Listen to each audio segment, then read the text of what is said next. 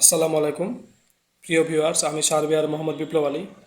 আমি নিয়মিত জমি মাপজোক করে থাকি এবং জমি সংক্রান্ত অন্যান্য সকল সেবা দিয়ে থাকি।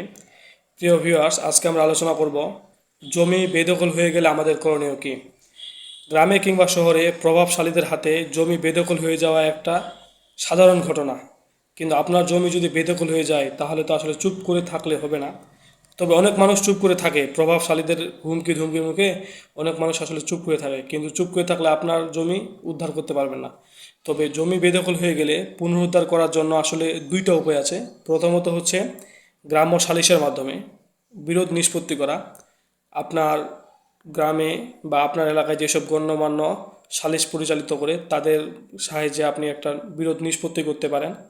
যদি এটা সম্ভব না হয় তাহলে আপনাকে আইনের আশ্রয় নিতে হবে।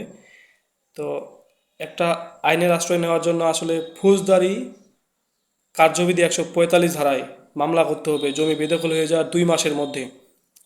যদি ফৌজদারি কার্যবিধি মামলা করতে আপনি ব্যর্থ হন তাহলে দেওয়ানি আদালতে মামলা করতে হবে, তবে সেটা হচ্ছে জমি বেদখল হয়ে যাওয়ার 6 মাসের মাধ্যমে। তবে এটাতে একটু সময় লাগবে আর কি, দেওয়ানিতে একটু সময় লাগবে রায় পেতে। তবে এখানে বিষয় হচ্ছে যে আপনি জমির মালিকানা দাবি করতে পারবেন না।